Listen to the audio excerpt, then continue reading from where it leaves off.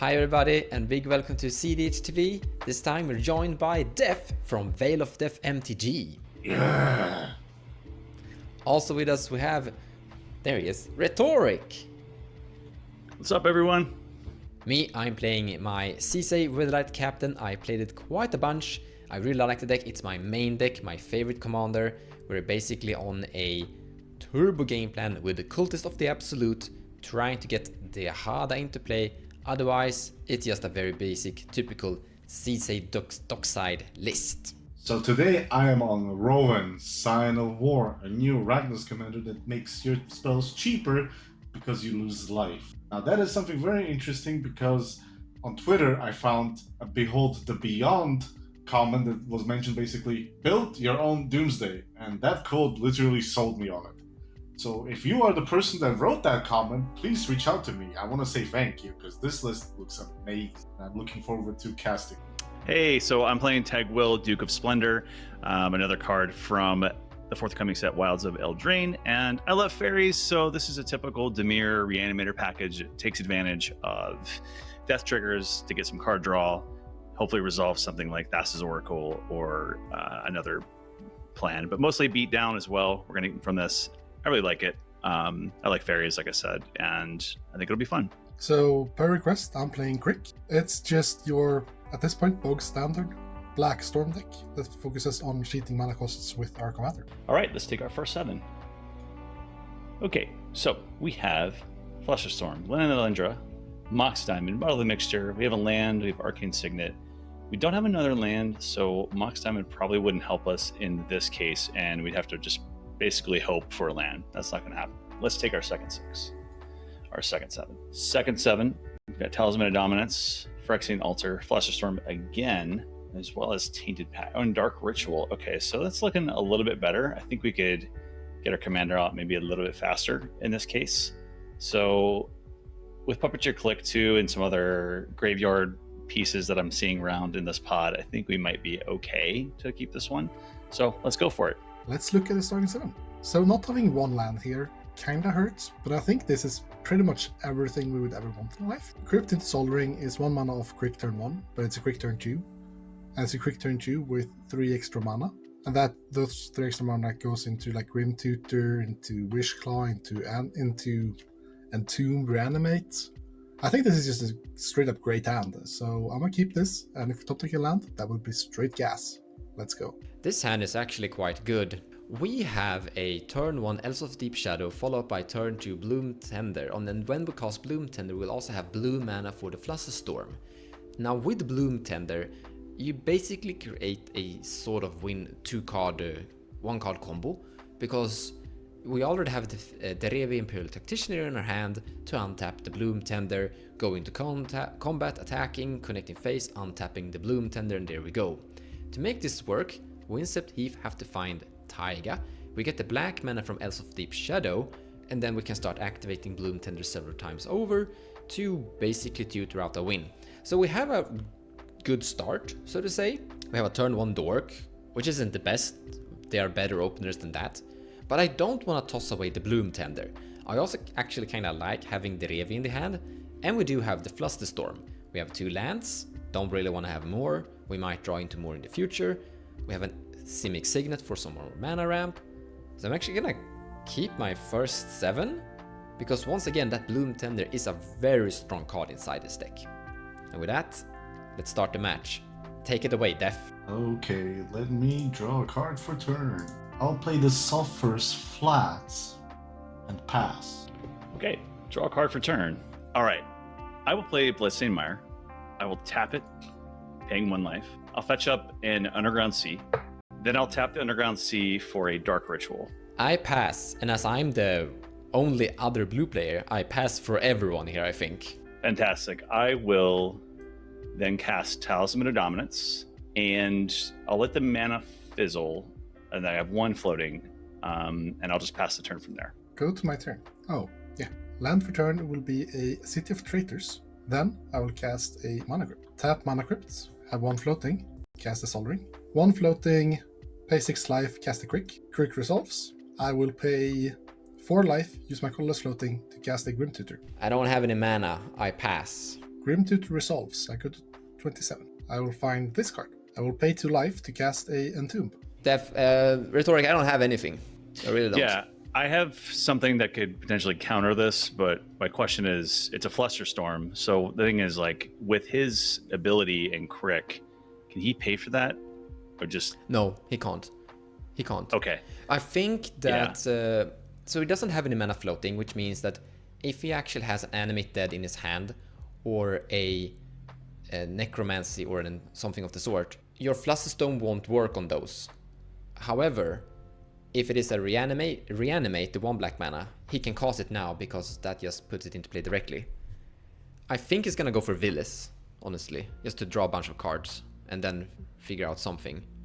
Here's my idea though. I think it's good to actually counter the Entomb right now, because if he has more reanimation spells in his hand, if we counter the reanimate, next turn he could try to reanimate Villis again. So I think it could be good to counterspell this one now. It's worth noting that Villis only works with exactly reanimate. Or I guess he works with my deck still, but... I think still having like Villis in your graveyard is something we don't want to happen. But that's what I think. Okay.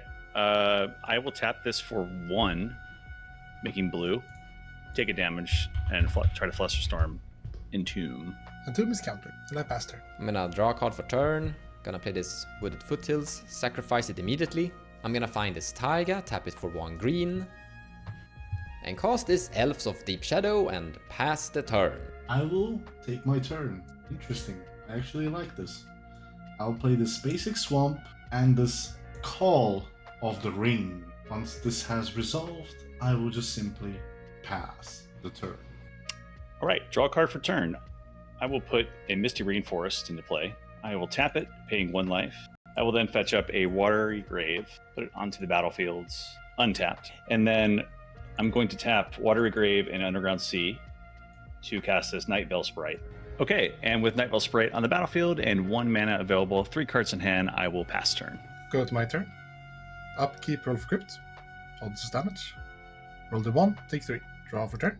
I will float 2 City of Traitors, and then play this Nykthos, Shrine to Nyx, and sacrifice City of Traitors. I'll pay 1 mana and 2 life for a Wishclaw Talisman. I'll tap Sol Ring for 2 more, but use them to activate Nykthos to make 4 black. I'll use my Colorless Floating to activate Wishclaw. Wishclaw activation resolves, I'll give it to Rhetoric. I'll find this card. I'll tap for 2 and pay 2 life to cast a Bird Alive. Bird Alive resolves. I'll find Necrotic Goose, Asmodeus the Archfiend, and Scourge Familiar, and put them in my graveyard. I will pay 1 black and 2 life to cast a Dance of the Dead targeting my Necrotic Goose. Dance of the Dead resolves, I have a Necrotic Goose in play. I can from here, I'll use my 3 black mana floating to activate Asmodeus from my graveyard. Normally, Asmodeus himself exiles the card he would draw, but since Necrotic Goose is using an ability, the useless passive is not there.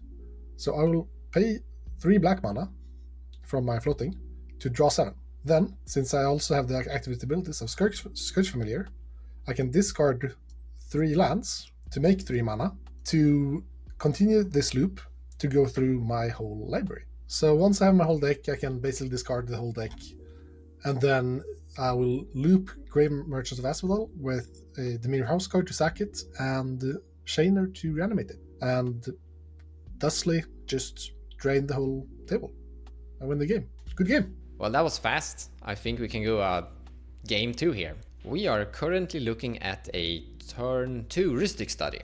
I don't think I want to mulligan away that either. We're also sitting with a Final Devastation to find Dockside Extortionist, and we have a Flusterstorm. We didn't get to use the Flusterstorm. Maybe it was a little bit greedy previous game, but I don't want to fall behind either, and we did interact with Pontus.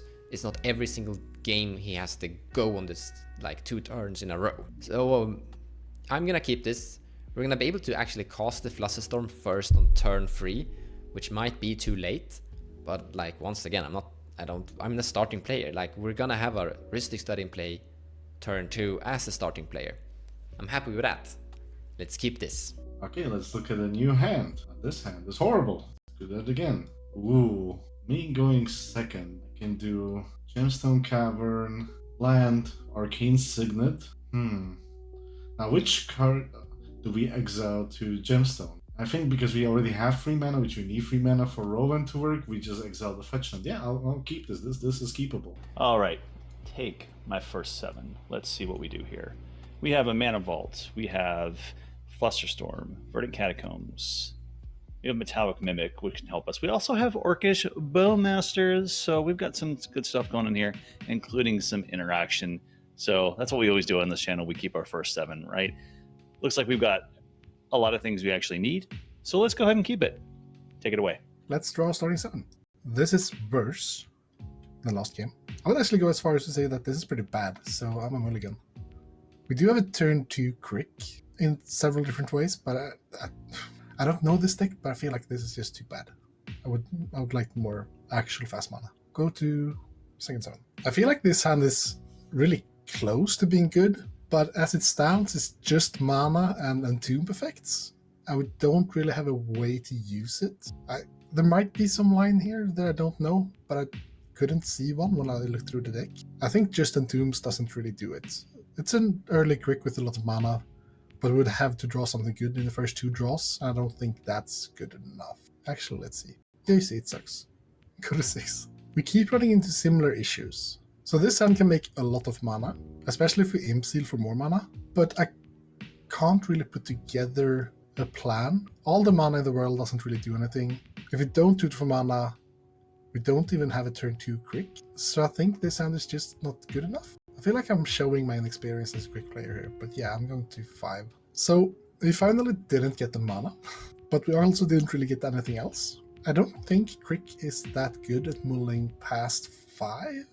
Like, I guess we could just get the nuts anyways, but I don't think that's something I would gamble on. So I think I'm just keeping this hand. It's kind of safe-ish, but it's not that great. It's not even a turn 2 kriik, it's like a turn 3 kriik conditionally. But yeah, I'm going to keep this, but I don't think we're in a great spot to win this game. Let's put it like that. But hey, let's try. Maybe we get there anyways. Yeah, keeping this 5.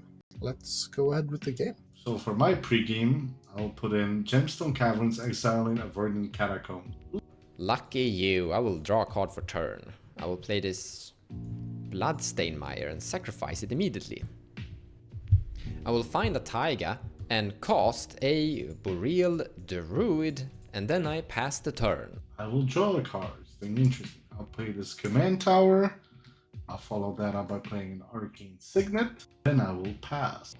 All right, draw a card for turn. Land for turn will be Verdant Catacombs. Tap it, paying a life, fetching up an Underground Sea. Then with that Underground Sea, I will tap it to cast Mana Vault.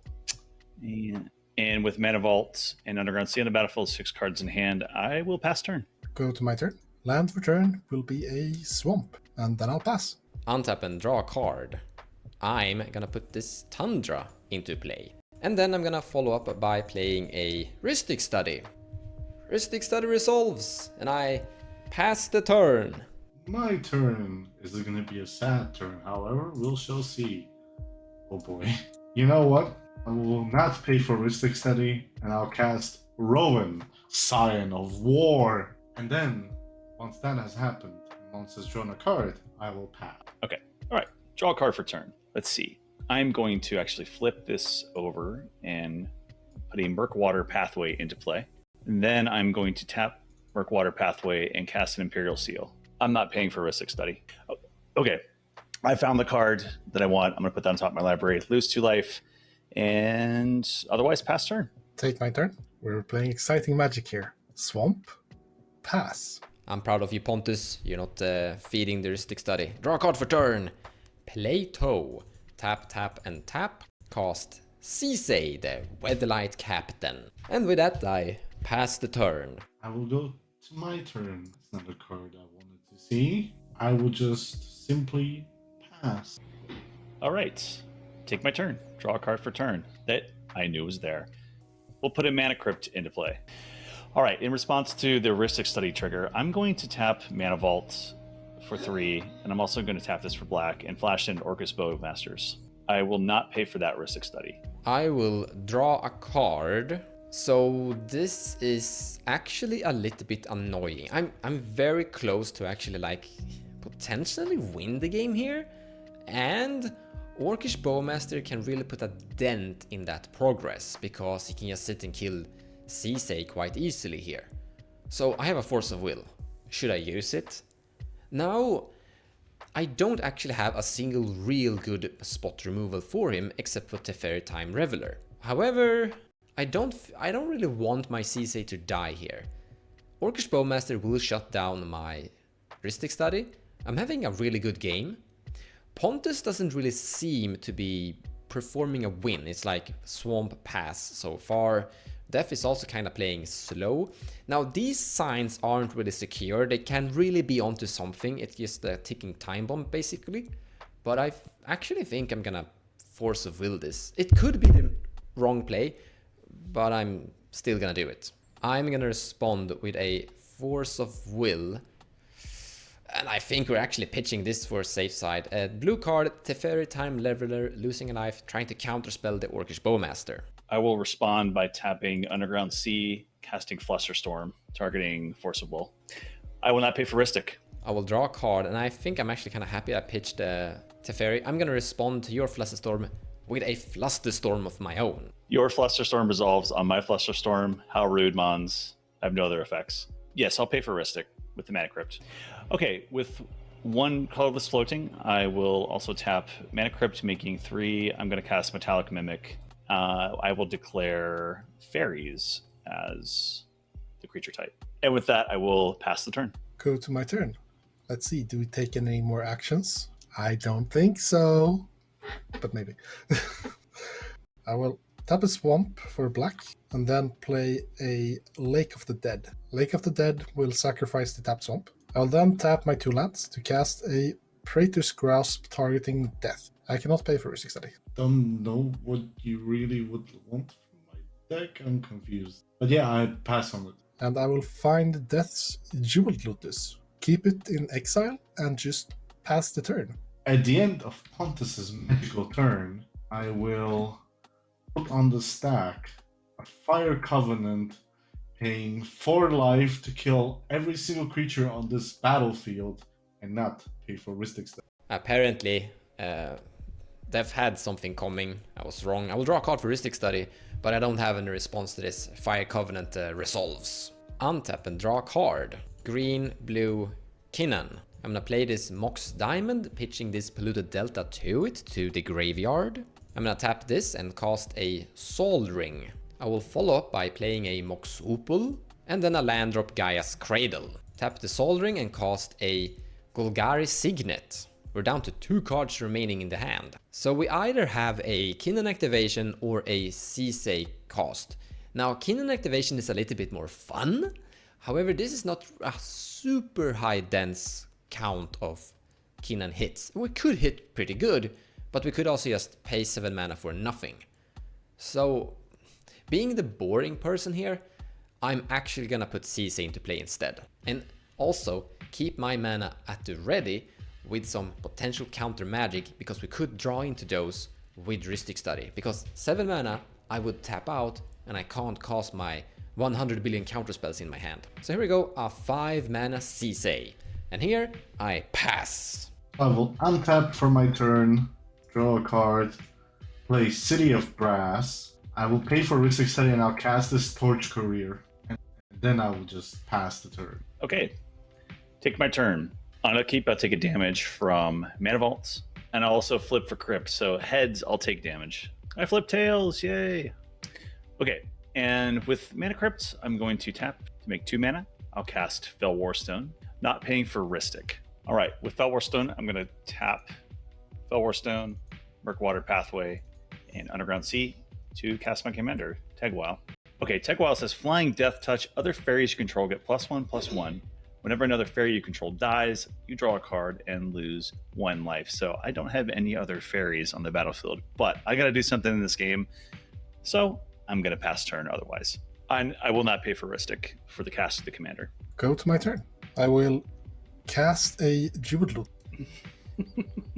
You may draw first stick once. I will crack Jeweled Lotus, tap a black, cast a kriik, paying 6 life. And I will not be paying for a stick. I'll tap Lake of the Dead, sacrificing my swamp, making 4 black. I'll use 3 black and pay 6 life to cast a Bola Citadel. I will not pay for a stick. Come on, deck.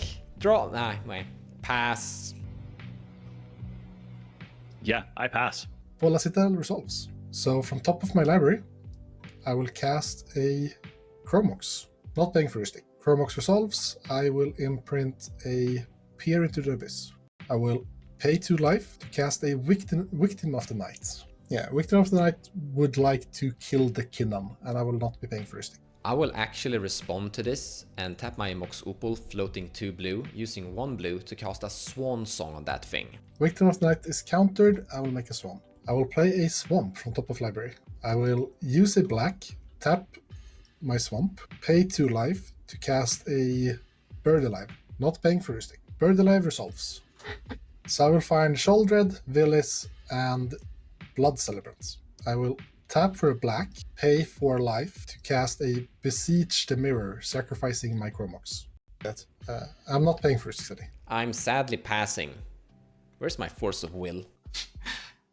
Rhetoric, do something! Help me, Obi-Wan Kenobi. You're my only hope. Man, I wish I could. I am dead in the water. Besiege the Mirror resolves. Sadly, the card I would really want to find of this is in my hand, but we can manage. I will find and cast this Mana Crypt, not paying for a stick. It might look weird using this on a Mana Crypt. I think what he's gonna go for is a form of mass reanimation spell. Now Mana Crypt was cast from his hand, so I think he needs Mana Crypt somehow to cast something from his hand. So trying to shut off his mana might be good. I don't know what he's gonna do with this. Maybe it's better to actually cast whatever mass reanimation spell he has in his hand, but this is a non-creature spell, so it might be safer to use it now. I'm just looking at the way he played, like tutoring for a Mana Crypt feels strange, but it feels like using the Mana Crypt now shuts him down. So yeah, we're playing the safe thing here, and maybe the scared part here, but we're doing this. Crypt is countered. I will pay 2 life to cast this Grim Monolith from top. I feel so betrayed. Damn. Grim Monolith resolves. I'll tap it for 3. I'll use 2 of them and pay 4 life to cast this Balthor the Defiled, paying for a stick. Balthor the Defiled says all minions, so all creatures, gets +1/+1. He's a 2/2 for 4, and that's everything that matters. Except he also has 3 black, exile him from play. It's a bit weird, but he has to be in play for it to be able to activate. Return all black and red creatures from all players' graveyards to play. So I would reanimate all the creatures in my graveyard, and the same goes for all the black and red creatures in my opponent's graveyards as well. I will pay 6 life to exile him and reanimate all the creatures that are black or red. So the synergy we have here is that I can pay life for an effect. Paying life causes me to draw cards, and drawing cards causes me to gain life. The problem is drawing cards also triggers a Bowmaster, which has an ETB. So if I understand correct, Villis is not a May, so theoretically we could make Orcish Bowmaster deck him. I think that if we just target Blood Celebrant, he will basically just activate Celebrant and draw his deck anyway, and Orcish Bowmaster will start trigger his face. I don't think it really matters. I just personally think we play it out, target his face, right? Or what do you guys think? Target the face, because with no open mana, any interaction will cost life.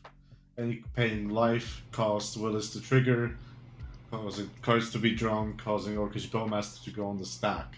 Technically, we don't even have to deck him, so the Bowmaster can kill him before Shieldred's trigger even resolves. Yeah. I think we take that bow and arrow and go right at the dome. I'm into it. Let's go for it. In response to Bowmaster ETB, I'll use my black floating to cast Cut Down to kill the Bowmaster. I cannot pay for a stick because I have no mana available. I will draw a card, and we trigger an Orcish Bowmaster. Pontus, you're getting that bow and arrow one more time. Well then, seems I have no choice. Let's start resolving this. I can here present the loop, where I gain a life to draw a card. So as the resident Shieldred appreciator, what's gonna happen is Pontus is gonna lose a life from Orcish Bowmaster, which will trigger Villis, draw him a card. Shieldred will trigger. However, on top of the trigger to gain the life, Orcish Bowmaster will trigger because of, inactive player. So the Orcish Bowmaster trigger will resolve before he gains the life, which means instead of drawing his deck all of it, he will draw like 7, 8 cards, die to the trigger, never gain the life, and grow the token by about to a 9/9 or an 8. I will start drawing cards. Take one, take one, take one, take one. Oh, I ran that card. Take one, take one, take one, die. I told you, don't mess with that bow and arrow. Bing! Alright, we survived that. I will untap and draw a card. Alright, Misa, play that. Sacrifice it immediately. Finding a bad land. I'm gonna cast Rocco. Kaber Keter. X equals 2. On ETB, I will search out and find Dockside Extortionist. ETB, I make 4 treasures. Now, because I have a Kinnan, they are doubled. My CC is currently a 6/6. I'm gonna activate her. Finding Emil the Blessed with my CC activation, and then I'm paying 3 more mana to make infinite treasures here, basically targeting my Dockside Extortionist with my Unicorn, making infinite treasures. With my infinite mana, I'm gonna put a lot of various creatures into play and then cast a Final of Devastation X equals 666 to make all my creatures hasty and really big, and then swing for the win on what's left of my opponents. GG's! I apparently won. So I paid for Rustic once that turn, and that 1 mana was what killed me. Never paid for Rustic. So the best play of the game on my end was actually due to Pontus reanimating Orcish Bowmasters. So thanks so much, man. See y'all next game. Good game. So I wanted to showcase something that Rowan can do something really awesome. In the end, I just sat here and helped explain the stagger why Pontus is dead. So fun fact, we were all about to concede to Pontus, and then Def explained some rules. So thank you, Def, for explaining how Pontus died, which made me win. Yay me! Good games, everybody. Take care.